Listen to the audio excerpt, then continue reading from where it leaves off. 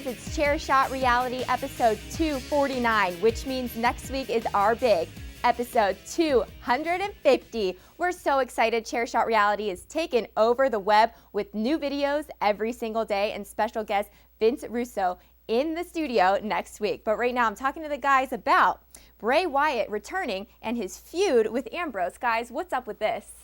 It was the controversial ending at Hell in a Cell, and I cannot believe the amount of people, the amount of jabronis, that didn't get it. At 9 p.m. I tweeted this at 9 p.m. Yeah, people. Orton and Randy Orton and John Cena. I want something new. 11 p.m. Wyatt shows up in the main event. He doesn't deserve it. Idiots. I know. I think the problem is they wanted to see some sort of conclusion, some sort of finality in the Dean Ambrose and Seth Rollins feud, and that's the problem, Justin, because this is still open now. They can go back to it at any time because that storyline is already there. It's already in place. But fans wanted to see Bray Wyatt the next night because Dean Ambrose and Seth Rollins, they have been the best feud, the most interesting feud, and the newest feud. So why wouldn't you give them a finality at Hell in a Cell, a stipulation match, no matter if Seth Rollins or Dean Ambrose wins, it is a Hell in a Cell match. They put their bodies on the line in a physical match. That's why people are mad, and I completely agree with them. I'm sorry. Yeah, why not, Here's Justin? why. Because they're so sick of getting guys involved like John Cena, like Bray Wyatt. The story was Seth Rollins had been the #1 heel, eluding the top baby faces. Cena, Ambrose chasing him down.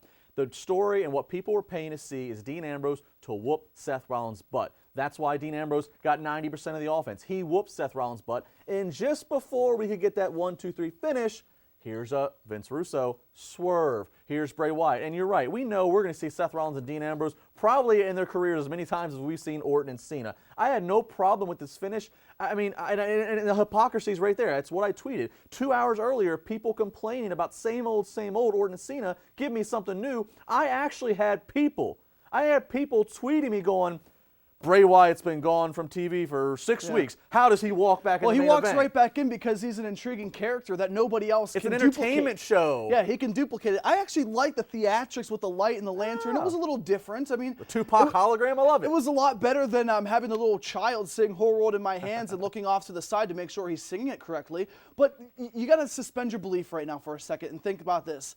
Although you wanted to see the finality, the conclusion of that, you are right, Justin. You're going to see Dean Ambrose and Seth Rollins time and time and time again over the next 5 or 10 years. But why couldn't WWE do something where they don't even show Bray Wyatt at Hell in a Cell? But what happens if the lights go out? They have that music, but you actually don't see Wyatt until the next night. That would have been better for 2 reasons. 1, Ambrose still could have lost and still could have gotten screwed over. 2, you're not sure what happened, so you had to tune in Monday night. I didn't have to tune in Monday night to hear Bray Wyatt talk about Dean Ambrose. But if they really gave us that suspense at the end of the night, not showing Bray Wyatt, then I had to tune in and see what happened. Your booking could have worked, like you said, and I know it what could have worked. It would have worked. Well, this isn't RJ City's booking clients over here. I don't think so. This is WWE, baby. Why are you going to try to throw shots at one of the top? He was ranked in the top 150 of the 500 wrestlers in the world. And there's your cheap pop. Go ahead. There you go. Continue. Look, what Josh is saying would have worked if you wanted to go that route, but here's why what they did was better. Because how often do we watch these pay-per-views, whether it's for $9.99 or whether it's for $60? Or it's free. And it's somewhat of a lackluster finish. It's a finish. I mean, if the lights would have gone out, we would have been teased with Bray Wyatt, and then Seth Rollins, gets a surprise kick on Ambrose, and that's it.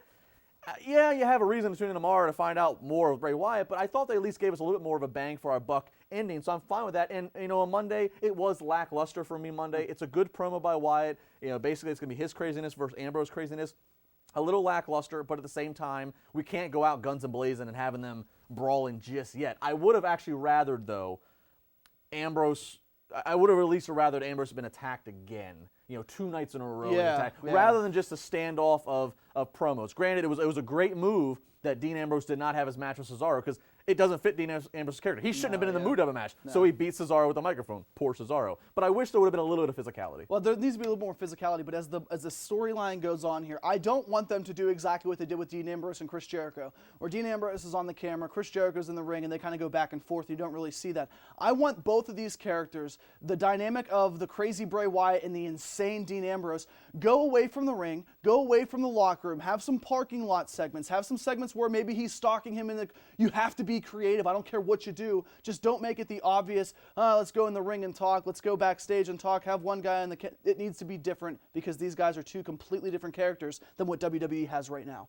Tickets go on sale Sunday, this Sunday, November 2nd, 6 p.m. Eastern Time. Tickets to meet and have dinner with Vince Russo in Pittsburgh next week. If you're in Ohio, West Virginia, New York, wherever, get yourself to Pittsburgh and have a conversation with everybody. Comments online like, oh, Vince Russo, that POS, or Vince Russo, the guy that did this. What's POS stand for? I think partially optimal. I don't know. Okay, good try. These people that think they know Vince Russo, they read about Vince Russo. Well, here's your chance face to face to find it all out and ask him the questions. He's going to be on CSR next week, a week long, as Caroline said, of CSR taking over your computer screens. We got plenty more this weekend. Make sure to follow us on Twitter. Don't go anywhere.